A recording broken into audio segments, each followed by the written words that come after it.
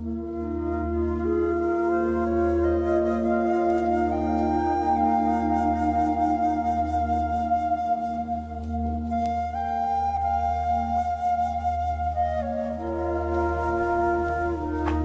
c'est Steve Julius.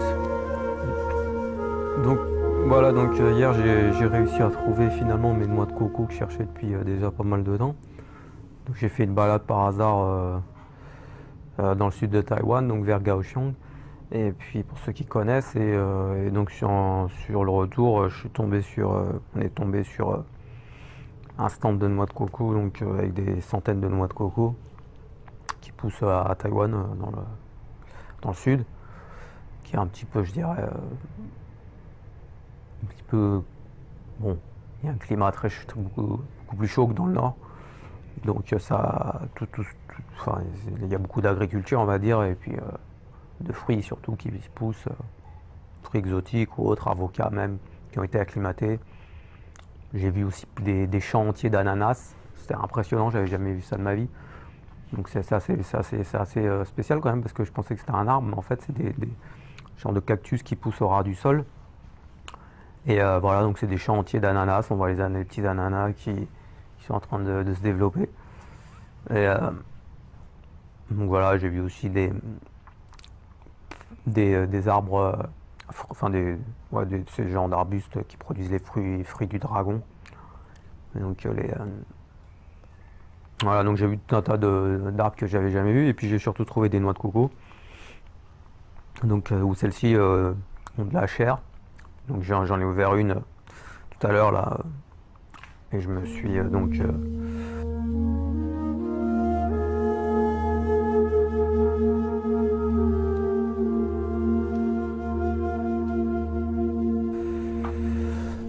vais vous montrer un petit peu ces noix de coco, à quoi elles ressemblent, parce que bon, c'est quand même sympa. Donc voilà, c'est des noix de coco qui sont quand même un peu à maturité, hein. C'est-à-dire qu'elles sont jaunes. Et là, nous en montre d'autres qui sont plus vertes. Donc la chair, je l'ai ouvert, et puis effectivement la chair est... Bon, il y a pas mal de chair, mais on sent que la chair est encore un petit peu acidulée, quoi, et pas encore très arrivée à maturité. Donc ça là, je les ai fait préparer un petit peu pour les ouvrir, quoi, plus facilement, parce que bon, il faut quand même... Donc là, j'en ai acheté 10 hier. Donc 2 x 5, c'est-à-dire 5 un peu plus jaunes et 5 plus vertes, dans différents stands. Et pour tester, pour voir ce que c'est. Et ce que ça donne au niveau de la qualité, quoi. Et donc là, j'en ai ouvert une. Je sais pas si ça va très bien voir ça avec le contraste. Donc là, j'ai tout un bol rempli de chair de noix de coco. Et je vais peut-être orienter un peu par là. Il y a un peu de contre-jour. Et donc voilà, je vais tester en fait, parce que j'ai pas encore trop testé. Donc il y a des beaux morceaux quand même de... Mais ouais, encore, on sent qu'elle est un peu jeune. C'est ce qui me semblait. Parce que à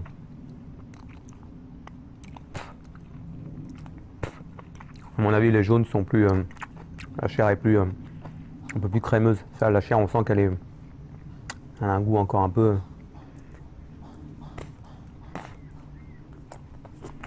Enfin, c'est pas mauvais. Et surtout, c'est quand même des beaux morceaux bien épais, de presque 8 mm, enfin même pas presque, 8 mm d'épaisseur. Donc ça, c'est avec une noix de coco qui coûte à peu près, ici ça coûte 70 centimes, la noix de coco. Donc ça fait dans les...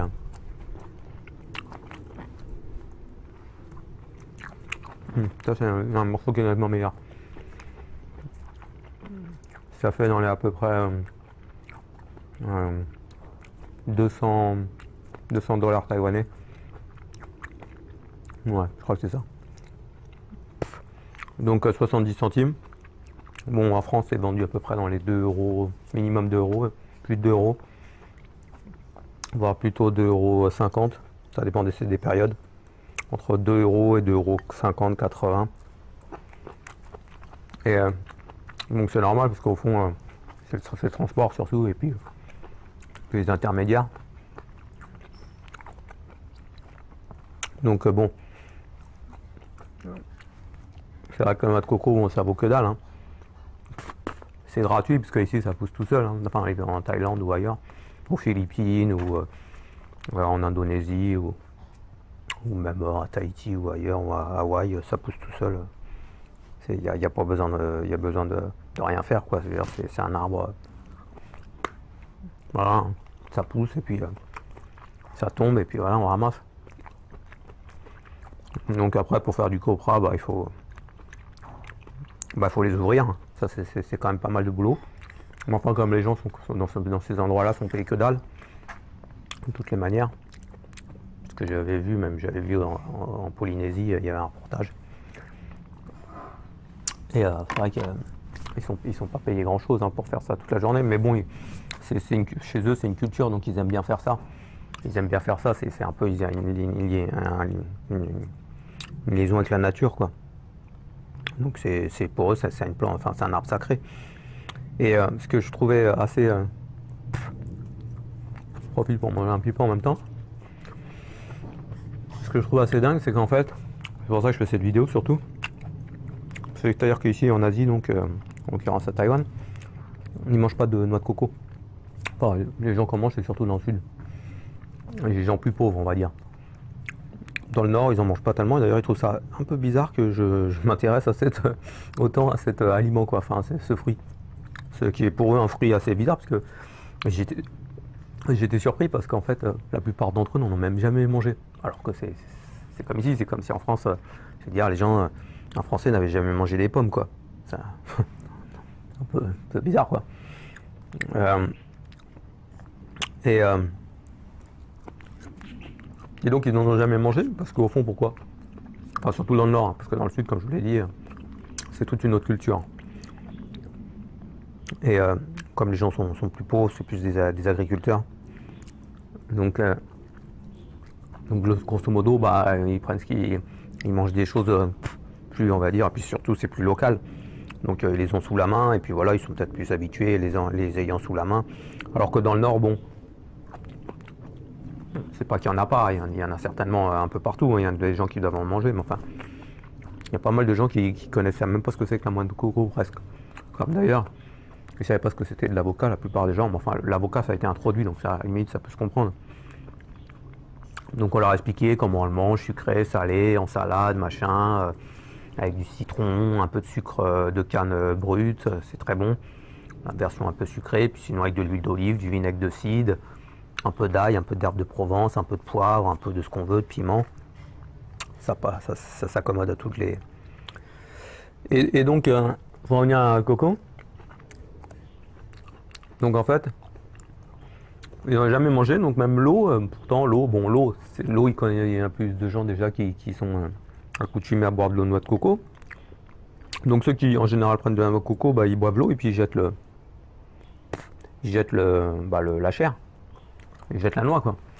Ils l'ouvrent pas, parce que c'est compliqué à ouvrir. Une noix, il faut une machette, tout ça, il faut pas se trancher la main. Il faut un petit peu de pratique quand même. D'ailleurs, il flippait un peu que je m'amuse à ouvrir des noix de coco. Mais enfin, comme je me suis entraîné en France pendant un an déjà, parce que c'est vrai qu'avant j'avais pas tellement, avant que je devienne vegan. Excusez-moi, je crache un peu. Voilà, il y a des pétards là. Quelqu'un ici qui s'excite encore avec des pétards. Ils mangent pas de noix de coco, mais enfin, ils aiment bien les pétards en tout cas. Voilà, c'est terminé.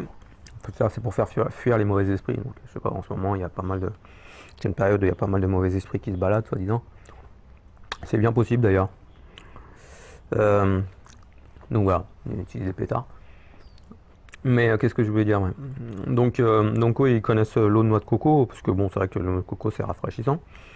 Mais enfin, il y a pas mal, il y a pas, mais donc ce qu'il y a à l'intérieur, ils sont moins, on va dire, moins gourmets. Alors qu'au fond, la voyez avec 70 centimes.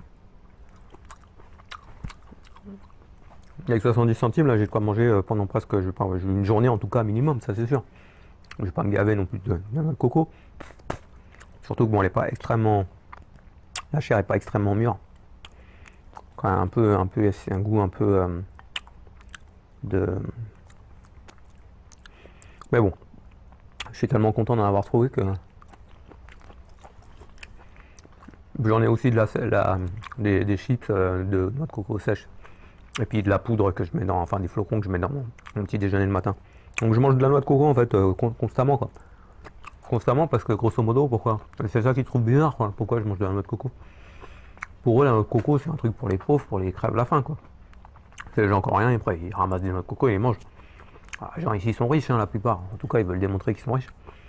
Et je critique pas, hein. Je critique pas du tout parce que je suis bien content d'être là.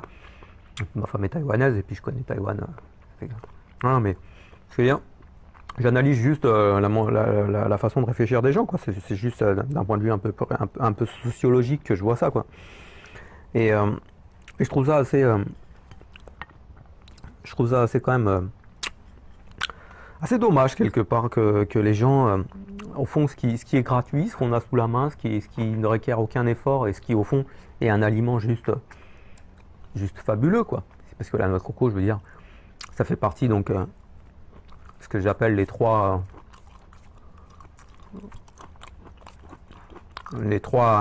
qu'on appelle les staple food, les aliments de base pour un vegan et surtout un raw vegan. C'est la noix de coco, la banane et l'avocat. Vous avez de la noix de coco, de la banane et de l'avocat, vous avez presque plus besoin de rien quoi, grosso modo. En tout cas, vous pouvez aller enfin, si vous allez dans un endroit et que vous avez ça, vous êtes tranquille. Donc, ouais, voilà, donc la noix de coco, la banane et puis l'avocat. Mais comme la noix de coco, ça vaut rien, et puis c'est un truc qui est associé, on va dire, à une certaine précarité, peut-être, ou j'en sais rien. Donc, bon, on va pas manger de la noix de coco. Grosso modo, on va passer pour un con si on mange de la noix de coco. Alors, il y a qu'un blanc un peu fada qui arrive, qui voilà, peut-être n'a jamais eu une noix de coco dans sa vie et qui trouve ça bon à manger quoi. Sauf que moi, je mange de la noix de coco, non seulement parce que c'est bon, parce que c'est pas cher, mais parce que aussi c'est un aliment qui est un médicament. C'est un médicament. Et pourquoi c'est un médicament?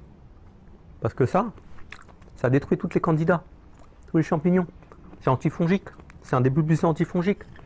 Et la plupart des maladies incluent donc le cancer, puisqu'il y a des théories qui sont formulées par des cancérologues assez éminents comme Simoncini, qui est un cancérologue italien donc assez renommé, qui dit clairement que le cancer est au fond un champignon. Cancer is a fungi. Voilà. Donc un champignon, ça c'est pas la traduction en français, mais fungi c'est pas le champignon en tant que tel, c'est le champignon en tant que micro-organisme. Et donc le cancer un champignon adopte une stratégie de champignon et au fond ce sera des cellules qui ont été investies et prises d'assaut par les champignons, parce que l'organisme est arrivé à un tel niveau de faiblesse et de toxicité que le système immunitaire n'est plus en mesure de gérer tout ça et de contrôler le développement fongique dans l'organisme. Et donc, à un moment donné, les champignons sont tellement développés qu'ils n'ont plus assez de nutriments en circulation au niveau extracellulaire.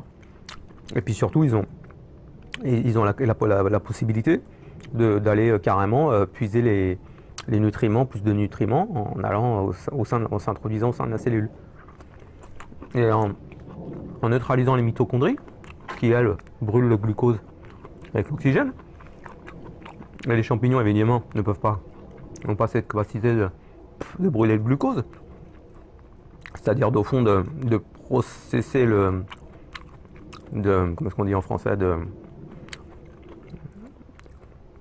de vraiment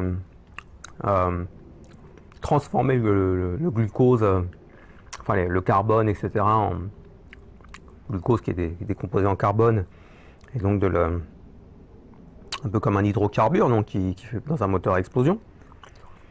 Avec l'oxygène, eux, ils le font fermenter.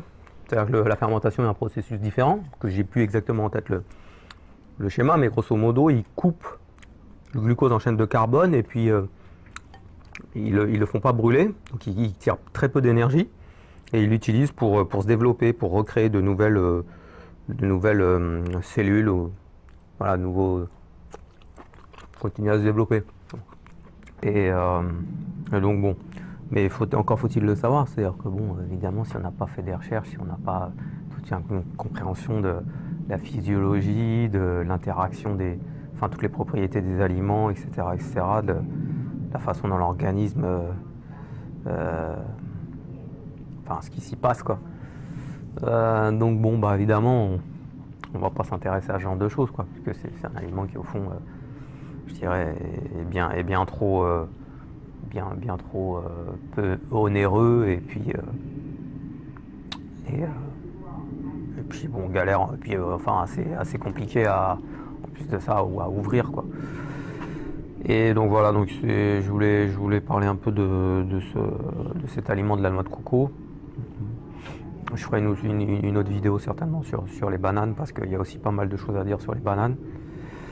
Et puis voilà, donc après, bon, c'est des aliments qui sont quand même assez avec les avocats aussi, qui ont aussi pas mal de propriétés qui sont assez exceptionnelles, quoi, et qui,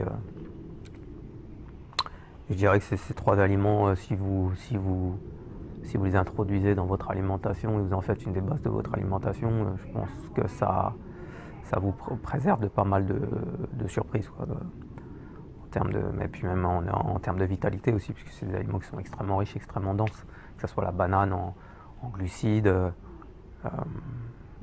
la noix de coco en lipides, en protéines même, et puis en glucides aussi. Donc la noix de coco, c'est vraiment des plus complets.